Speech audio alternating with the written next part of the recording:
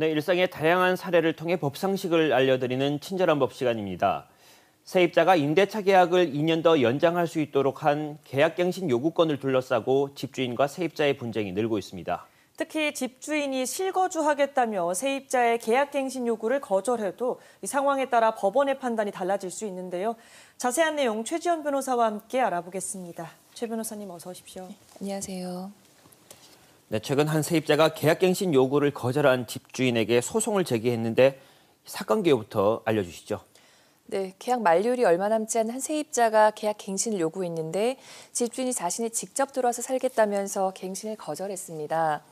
주택임대차보호법에 따르면 세입자가 계약 갱신을 요구할 권리가 있지만 집주인이 실제로 거주할 경우에는 이 요구를 거절할 수 있는데요. 네. 세입자는 기존의 보증금 12억 4천만 원에서 보증금 13억에 월세 150만 원으로 더 비싼 새 집을 구했고 중개수수료 580만 원, 이사비용 281만 원도 지불했습니다. 네. 그런데 알고 보니 집주인이 실거주를 하지 않고 아파트를 37억 7천만 원에 매도한 겁니다. 그리고 이를 알게 된 세입자가 집주인을 상대로 손해배상 청구 소송을 제기하게 된 거죠.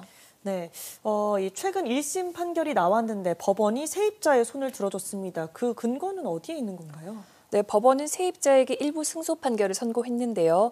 추가로 부담하게 된 월세와 이사비 그리고 중개수수료 등을 고려해서 집주인이 세입자에게 총 2,861만 원을 지급하라고 판결했습니다.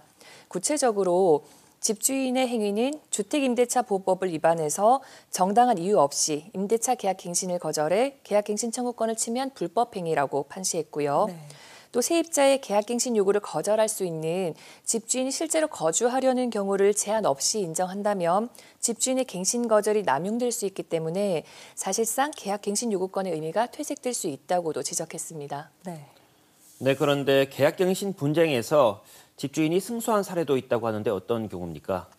네, 어떤 사람이 서울의 한 아파트를 임차하고 두 차례 계약갱신을 요구했습니다. 네. 처음엔 월세를 올려서 임대차 계약을 갱신했는데 두 번째에는 집주인이 실거주를 이유로 거절했습니다. 네. 세입자는 집주인이 실거주가 사실이 아니라고 주장하면서 계약 기간이 끝났는데도 그 집을 떠나지 않았는데요. 결국 집주인이 세입자에게 집을 비워달라면서 소송을 했고 집주인이 이겼습니다. 법원은 집주인이 실거주를 목적으로 임차인이 임대차 계약 갱신 요구를 거절할 때 그 사유를 집주인이 입증할 필요는 없고 집주인이 내세우는 실거주 목적이 거짓이거나 표면적인 것에 불과하다는 사실은 세입자가 입증해야 한다고 판시했습니다. 네. 결국 세입자의 주장이 부당하다고 본 것입니다. 네.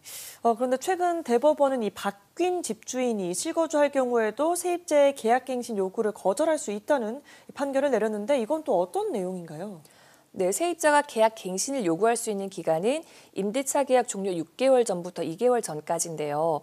최근에 계약갱신 거절 기간 내에 소유권 이전 등기를 완료한 집주인에 대해서도 실거주 목적이라면 세입자의 임대차 계약 갱신 요구를 거절할 수 있다는 대법원 판결이 나왔습니다. 네.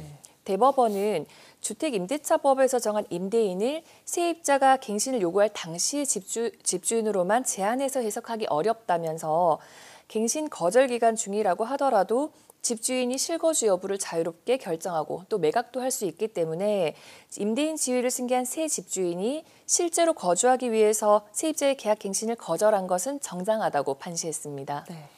네, 이런 분쟁에서 집주인이 실제로 거주하고 있는지 여부를 확인하는 게 중요한데요. 세입자가 이 사실을 확인하려면 어떻게 해야 합니까? 네, 우선 인터넷 등기소 사이트에 들어가시면 누구나 등기부 등본을 확인하실 수 있습니다. 네. 또 임대차 보호법에는 주민센터에서 갱신을 거절당한 임차인 등 주택 임대차에 이해관계가 있는 사람의 요청이 있으면 해당 주택의 확정일자 부여일 그리고 보증금 등의 정보를 제공하도록 규정하고 있기 때문에 누가 실제 거주하고 있는지에 대해서 어느 정도 확인하실 수 있습니다. 네. 그 계약을 갱신하거나 거절할 때 서로 불이익한 점이 없도록 잘 대비하시기를 바랍니다. 네, 친절한 법 오늘은 계약갱신을 둘러싼 집주인과 세입자의 분쟁에 대해서 알아봤습니다. 최지연 변호사님 오늘 말씀 고맙습니다.